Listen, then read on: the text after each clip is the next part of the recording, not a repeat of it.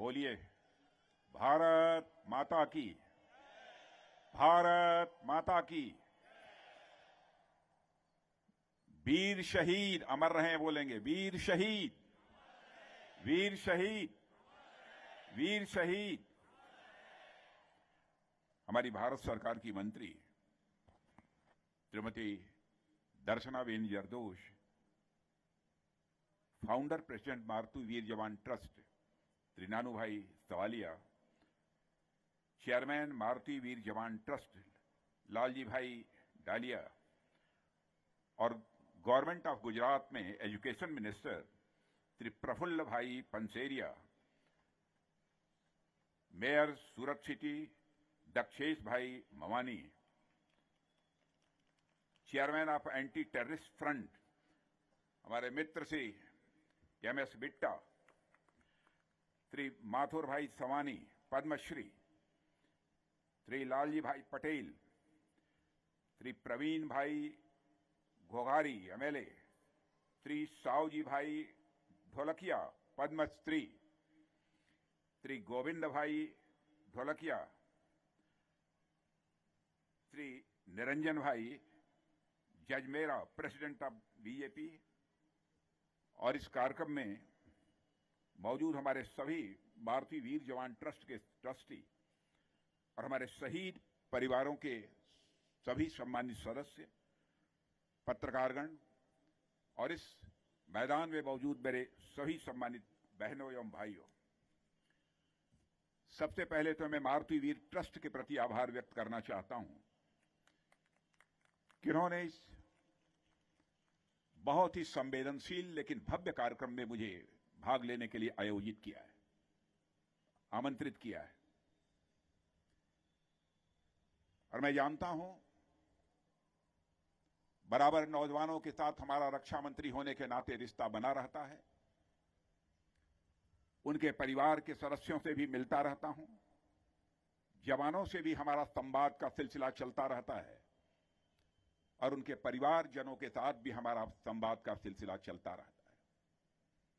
मैं कभी यह विचार करता हूं वह कौन सा जज्बा है, वह कौन सा भाव है कि हमारे जवानों को अपना सर्वस्व न्यौछावर कर भारत की सीमाओं की रक्षा करने की प्रेरणा देता है।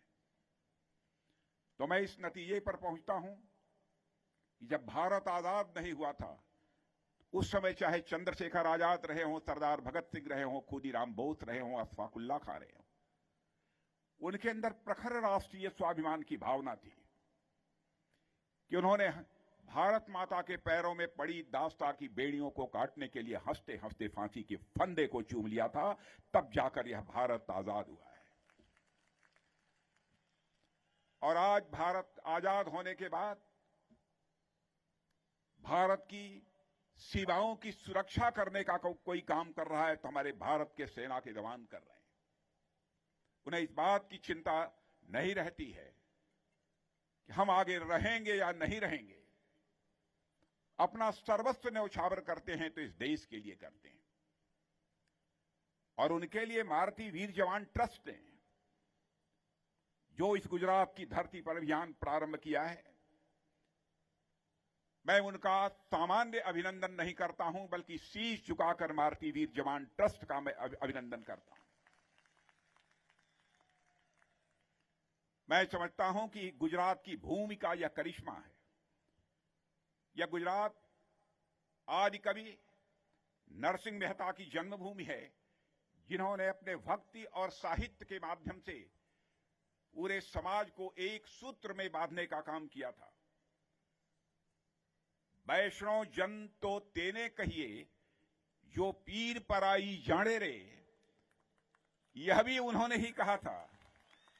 और आज इस मारुति वीर जवान ट्रस्ट के कार्यक्रम में इस पंक्ति को सार्थक होते हुए प्रत्यक्ष मैं अपनी आंखों के सामने देख रहा हूं।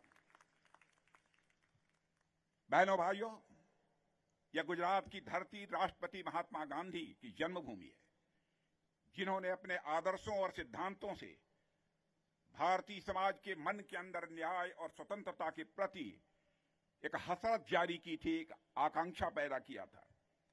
गुजरात सरदार वल्लभ भाई पटेल की धरती है, जिन्होंने कि भारत को की एकता और अखंडता के लिए जो कुछ भी बनता था वह किया। शायद आज हमारे सरदार वल्लभ भाई पटेल न रहे होते उस समय तो हमारा भारत आज एक न रह पाता, हमारा भारत अखंड न रह पाता। गुजरात इस राज्य के बारे में मैं जानता हूं। गुजरात यह सैनिकों की भी जन्मभूमि है, जिन्होंने अपना जीवन दांव पर लगाकर भारतीय सीमाओं की मजबूती के साथ रक्षा की है। और गुजरात भारत के प्रधानमंत्री श्री नरेंद्र भाई की भी यह धरती है, जिन्होंने सारे भारत में ही नहीं सारी दुनिया में भारत के कद को ऊंचा किया है। मेरे बहनों भाइयों, आज अंतर्राष्ट्रीय जगत में चले जाइए, लोग सामान्य तौर पर बड़े सहज तरीके से, चाहे दुनिया का कितना भी बड़ा विकसित देश क्यों न हो, दुनिया का चाहे कितना बड़ा धनवान क्यों न देश हो, वहां के प्राइम मिनिस्टर, वहां के प्रेसिडेंट, वहां के मिनिस्टर्स यह कहते हैं कि दुनिया में सबसे तेजी से आगे बढ़ने वाला यदि कोई देश है तो उस देश का नाम भारत है। अंतर्राष्ट्रीय जगत में भारत की प्रतिष्ठा मेरे बहनों भाइयों बढ़ी है। भारत का कद ऊंचा हुआ है। इसका श्रेय यदि किसी को दिया जाना चाहिए तो गुजरात के हीरे नरेंद्र भाई जी मोदी को दिया जाना चाहिए। साथियों, इस गुजरात की धरती से मेरा भी लगाव है। जब भी मैं गुजरात, इसके पहले भी दो बार पार्टी का राष्ट्रीय अध्यक्ष रहते हुए भी, पार्टी का महामंत्री रहते हुए भी प्रवास पर आया हूं, तो स्वाभाविक रूप से मैं भावनात्मक रूप से गुजरात से जुड़ जाता हूं, क्योंकि दैव योग से मेरी मां का नाम भी गुजराती देवी है मेरे बहनों भाई। और जब मैं गुजरात आता हूं, यहां के लोगों का प्रेम और व्यवहार सचमुच हमारे हृदय में एक मिठास भर देता है। ऐसा स्वभाव है गुजरात के रहने वालों को। आप सबने मुझे तो एक रक्षा मंत्री के रूप में यहां पर आमंत्रित किया है, लेकिन बहनों भाइयों, मैं यहां पर रक्षा मंत्री के रूप में नहीं हूं, बल्कि मैं एक ऐसे नागरिक के रूप में मैं यहां आप सबके बीच उपस्थित हूं, जिसके हृदय में हमारे देश के शहीद सैनिकों के प्रति एक कृतज्ञता का भाव है। एक ऐसे इंसान के रूप में, एक ऐसे व्यक्ति के रूप में आप सबके बीच में उपस्थित हूं। और जहां तक बात रही मारुति वीर जवान ट्रस्ट की, तो मैं ये कहना चाहता हूं इस ट्रस्ट के लोगों से कि मैं सदैव आपके लिए मैं मौजूद हूं, क्योंकि आप इसलिए मौजूद हूं क्योंकि आप हमारे देश के शहीदों और सैनिकों की चिंता कर रहे हैं। और मैं तो आप सबसे अनुरोध करना चाहूंगा कि मारुति वीर जवान ट्रस्ट का एक बार अभिनंदन हाथ उठाकर तालियां बजाकर किया जाना चाहिए मेरे बहनों भाइयों। मैं उन शहीद जवानों को भी नमन करता हूं, जिन्होंने अपनी मातृभूमि की रक्षा के लिए, भारत की अखंडता और संप्रभुता को बनाए रखने के लिए उन्होंने अपना सर्वस्व न्यौछावर कर दिया, अपना बलिदान दे दिया। मैं उनके माता पिता और परिजनों का भी आप सबके सामने भी शीश झुकाकर आप सबका अभिनंदन करता हूं। विनम्रता पूर्वक आप सबका मैं अभिनंदन करता हूं कि आपने ऐसे लाल पैदा किए जिसने अपनी जिंदगी की चिंता नहीं की, और भारत आज चमक रहा है।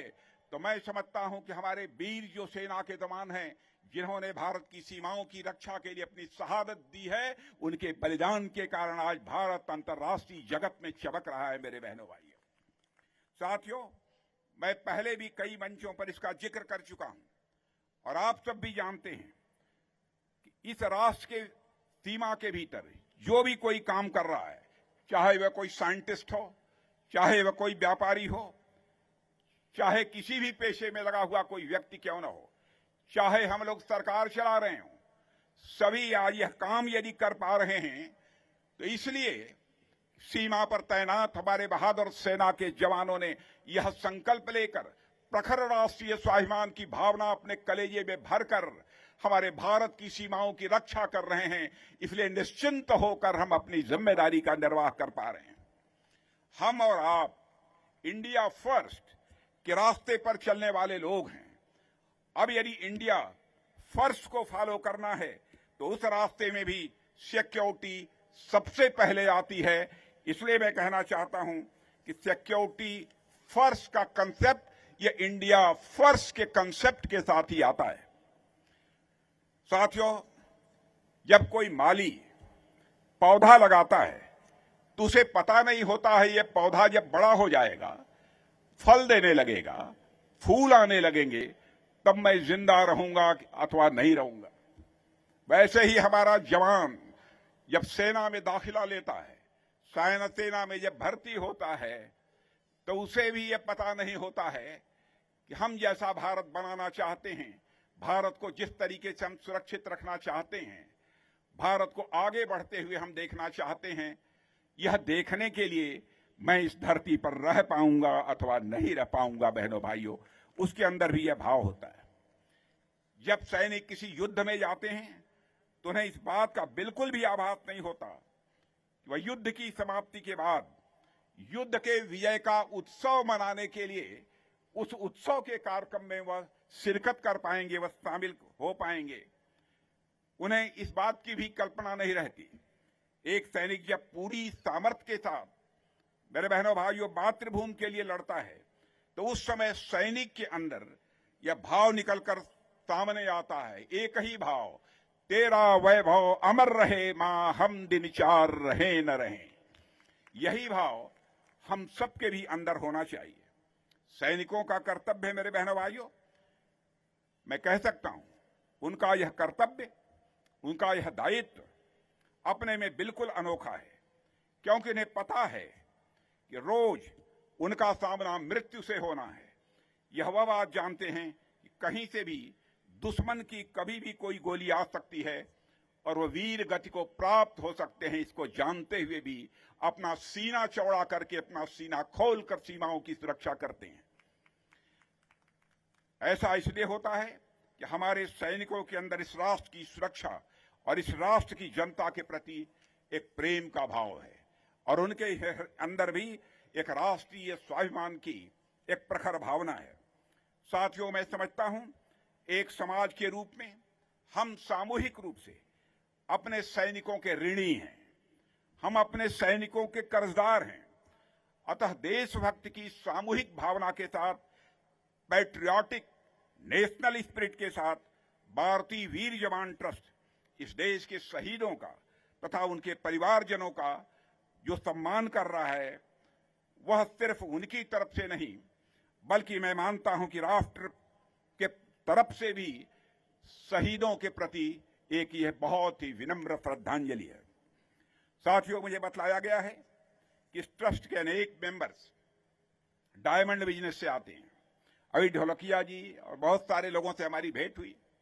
मैं जानता हूं ये सब लोग डायमंड बिजनेस से आते हैं। बात जब हीरे की आती है तो पूरी दुनिया में हमारी एक अलग पहचान बन जाती है। जब भी हीरे की बात आती है, भारत में तराशे गए हीरे, विशेषकर सूरत में तराशे गए हीरों की सारी दुनिया में मांग होती है। मेरे बहनों भाइयों, क्योंकि मैं जाता हूं और दुनिया के लोगों से जब यहां के हीरों की चर्चा मैं सुनता हूं तो मेरा भी सीना चौड़ा होता है। और आप सब तो जानते ही होंगे कि हीरे के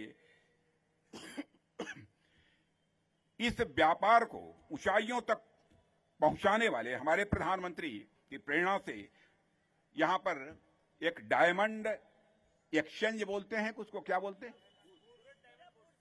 बुर्ज, डायमंड बुर्ज की स्थापना हुई है, जिसकी ऑफिस प्रीमाइस दुनिया में किसी भी प्रीमाइस से, किसी भी परिसर से बड़ी है। बहनों भाइयों, यह भी केवल गुजरात के लोगों के लिए नहीं, बल्कि समस्त भारतवासियों के लिए भी यह गौरव का विषय है। मुझे पूरा विश्वास है कि सूरत का वह परिसर हीरे के व्यापार के लिए तथा उसके व्यापारियों के लिए एक समृद्धि के एक नए आयाम देगा। साथियों, हीरो को निकालकर उसे तराशने का काम और उसे बाजार तक ले जाने का काम यदि कोई करता है तो व्यापारी करता है। और कोई भी व्यापारी जब हीरे का व्यापार करता है तो उसके लिए डायमंड बिजनेस पर्सन में कुछ क्वालिटी भी होती है। सबसे इंपॉर्टेंट क्वालिटी यह होती है कि उसमें हीरे को परखने की अद्भुत क्षमता होती है। और ऐसा ही व्यक्ति हीरे का व्यापार कर सकता है। असली हीरे की एक अद्भुत चमक होती है, या आप भी जानते हैं, हम भी जानते हैं, वह नायाब होता है, उसकी कीमत भी करोड़ों में हुआ करती है। इसलिए व्यापारी को यह कला आनी चाहिए कि वह हीरों की पहचान कर सके। जिस तरह से सूरत डायमंड ट्रेड का सिरमौर है, इसका मतलब यह हुआ कि असली और नकली हीरे की पहचान के मामले में पूरी दुनिया में यदि किसी पर भरोसा किया जाता है तो आप सब पर भरोसा किया जाता है मेरे बहनों भाई। वैसे भी जब हीरों की बात आती है तो मैं सिर्फ उस हीरे की बात नहीं करता हूं जो जमीन से निकलता है। कुछ हीरे पत्थर के रूप में जमीन से निकलते हैं, तो वहीं कुछ हीरे इंसान के रूप में होते हैं जो अपने व्यवहार से, वो अपने संस्कारों से निर्मित होते हैं। कोई हीरा ऐसा है जो गरीबों की मदद करता है, कोई हीरा ऐसा है जो गरीब बच्चों को शिक्षा देने का काम करता है, कोई हीरा ऐसा है जो दिव्यांगजनों की सेवा करता है। ठीक उसी प्रकार एक ऐसा भी हीरा होता है जो देश की सीमाओं की रक्षा करता है, यानी हमारे के जवानों की तरह होता है। मेरे साथियों, आप सभी हीरों के व्यापारी ने मनुष्य के रूप में पाए जा रहे हीरे की पहचान की है। इसलिए मैं आप सबका मैं अपनी तरफ से पुनः अभिनंदन करना चाहता हूं, आपको बधाई देना चाहता हूं। और आपने शहीदों के परिवारों को सम्मानित करने का जो ये फैसला किया है, उसकी जितनी भी सराहना की जाए वह कम है। इसलिए मुझे लगता है कि आप सही मायनों में हीरे के व्यापारी हैं।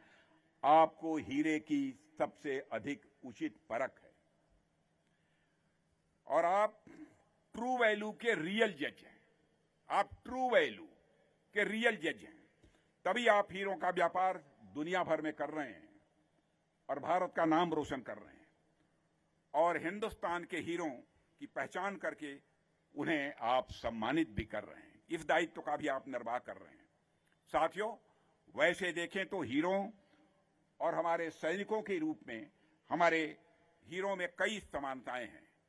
आप देखिए कि हीरा कैसे बनता है। मैं खुद साइंस का स्टूडेंट रह चुका हूं और फिजिक्स का मैं अध्यापक भी रह चुका हूं, और मैं जितना जानता हूं, पता नहीं सही जानता हूं कि गलत जानता हूं, यह मुझे मालूम नहीं है, लेकिन कोयले पर जब बहुत ज्यादा टेम्परेचर और प्रेशर पड़ता है तब कोयला निखर कर हीरा बनता है। ठीक यही बात हमारे जवानों पर भी लागू होती है। हमारे कई सैनिक बहुत ही सामान्य परिवार से, गरीब परिवारों से भी जो आते हैं, वह सेना में भर्ती होते हैं। फिर देश के लिए कुछ कर गुजरने का उनके अंदर जज्बा होता है, वह सेनाओं में शामिल होते हैं। और अब सेनाओं में जब वह आते हैं तो सेना की लाइफ कितनी कठिन होती है, कितनी टफ होती है, मैं प्रत्यक्ष अपने आंखों से देखता हूं। हालांकि सरकार उनके लिए सुख सुविधाओं का पूरा ध्यान रखती है और जो भी उन्हें हथियार चाहिए, जो भी फैसिलिटीज चाहिए, वह भी प्रोवाइड करने का काम हमारी सरकार करती है। वह सब सरकार करती है जिससे देश की सुरक्षा करने का जो रास्ता उन्होंने चुना है, वह रास्ता कठिनाइयों और खतरों से भरा होने के बावजूद उन्हें पूरी तरह से मदद मिल सके। सेनाओं में कभी थार डिजर्ट में, थार में चले जाइए, -25 डिग्री सेल्सियस, 50 डिग्री सेल्सियस कभी हमारे जवान को जाना पड़ता है। भिन्न भिन्न क्षेत्रों में जहां टेम्परेचर का वेरिएशन इतना हो, वहां जिसको जाना पड़े, कुछ महीनों के बाद ही जाना पड़े, क्या उसकी स्थिति होगी, आप सहज में ही इसकी कल्पना कर सकते हैं। साथियों, यह जो हीरे हैं, उन्होंने अपनी चमक से इस देश पे कभी अंधेरा नहीं आने दिया है और कभी अंधेरा नहीं आने देंगे। इस देश के संरक्षण मंत्री के रूप में आपको आश्वस्त करना चाहता हूं। जो मैंने उनके अंदर जज्बा देखा है, उस आधार पर मैं कह रहा हूं, जिस प्रकार की प्रखर राष्ट्रीय स्वाभिमान की भावना हमने उनके अंदर देखी है, उस आधार पर कह रहा हूं। अब जब जब अवसर मिला तब ये और चमकदार बनकर हमारे वीर सैनिक सामने आए हैं, दुनिया के सामने आए हैं, और हमारी सरकार भी इनके लिए जो कुछ भी बन सकता है वह अपनी तरफ से करने की कोशिश करती है। लेकिन मैं जानता हूं सैनिकों के लिए, हमारे शहीद परिवारों के लिए जितना भी किया जाए वह अपने में कम है। कई बार तो ऐसे भी अवसर आए हैं मेरे बहनों भाइयों कि वीर गति को प्राप्त हो जाने के बाद भी एक कृतज्ञ राष्ट्र के नागरिक के रूप में बहुत सारे ऐसे लोग हैं जो अपनी जिम्मेदारी का निर्वाह तो करते ही हैं, लेकिन सचमुच यदि वह मानते हैं कि अपने में पर्याप्त है, तो मैं ऐसा नहीं मानता। मैं मानता हूं कि जितना भी उनके लिए किया जाए वह कम है। जिस माता पिता ने ऐसे हीरो को जन्म दिया है, जिस भाई बहन पत्नी और बेटे बेटियों ने उस हीरे को तराशा है, उसका ख्याल रखना केवल शासन की ही जिम्मेदारी नहीं है। मैं समझता हूं कि हर राष्ट्रीय स्वाभिमान के धनी भारत की नागरिकों की जिम्मेदारी भी यह बनती है। और विशेष रूप से इस जिम्मेदारी का निर्वाह करने के लिए भारतीय जवान वीर जवान ट्रस्ट जो भूमिका निभा रहा है, उसकी जितनी भी प्रशंसा की जाए वह कम है। साथियों, एक बात और मैं आप सभी के सामने रखना चाहूंगा और आप सबका ध्यान आकर्षित करना चाहूंगा।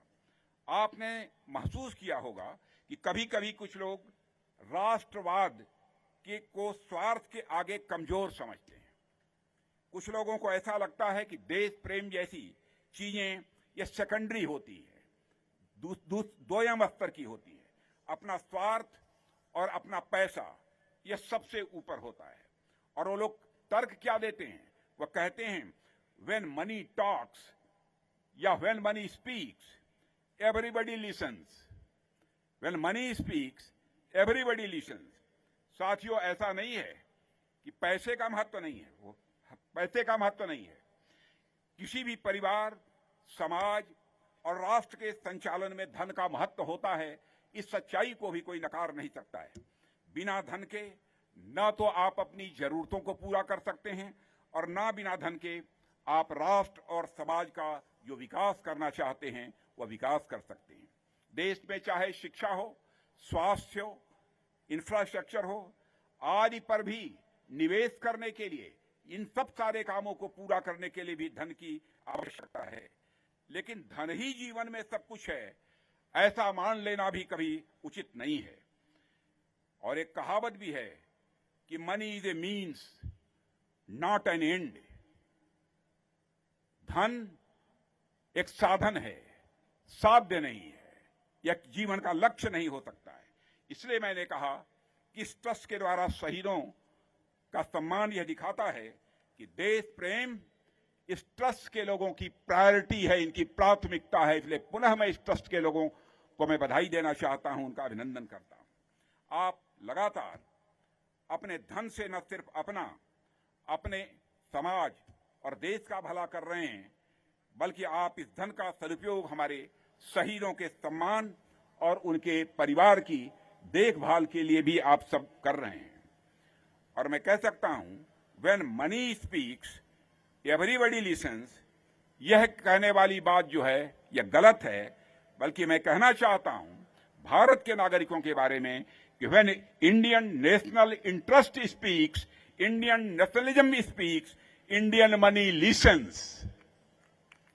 बहनों भाइयों, जब भारत की राष्ट्रीय भावना जब बोलती है, भारत का जब राष्ट्रवाद बोलता है, यहां जिनके पास धन है वह भी अपने खजाने को खोल देते हैं, खजाने की तिजोरी खोल देते हैं। बहनों भाइयों, ऐसा भारत है। यह करके भारतीय वीर जवान ट्रस्ट ने इसे दर्शाया है, इसे सिद्ध किया है। मैं ईश्वर से प्रार्थना करता हूं भारत के बिजनेसमैन और अधिक ऊंचाइयों पर जाएं और अपना स्थान बनाएं, और अधिक आप ऊंचाइयों पर जाइए और आप चुनिए।